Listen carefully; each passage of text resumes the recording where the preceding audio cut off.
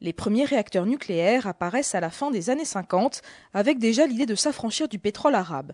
Mais c'est avec le premier choc pétrolier en 1973 et au nom de l'indépendance énergétique que la France lance un programme de grande ampleur.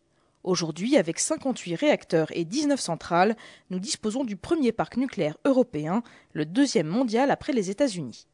L'électricité d'origine nucléaire produite en France est l'une des plus compétitives d'Europe, mais peut-on parler d'indépendance énergétique ?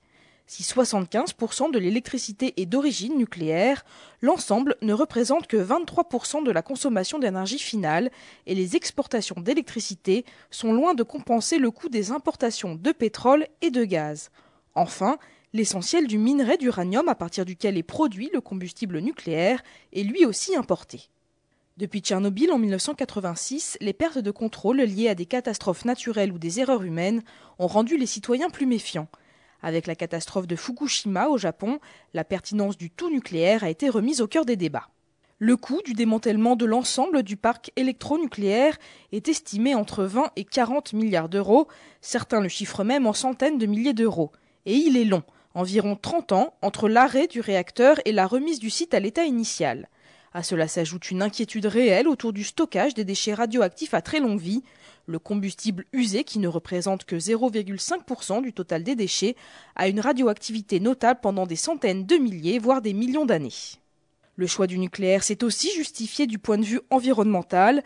L'utilisation massive des énergies fossiles a été et est toujours une véritable catastrophe sanitaire et environnementale. Or, le nucléaire permet d'économiser entre 60 et 100 millions de tonnes équivalent CO2 par rapport à des centrales à gaz, soit 15 à 20% de nos émissions totales de gaz à effet de serre.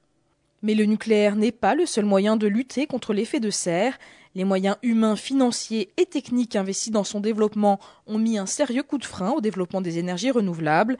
Panneaux photovoltaïques, éoliennes terrestres ou marines, les énergies renouvelables ne représentent aujourd'hui que 16% de la consommation électrique en France et demandent encore à se perfectionner pour atteindre le niveau de production du nucléaire.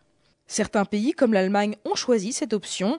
La France est-elle prête à changer de modèle énergétique ?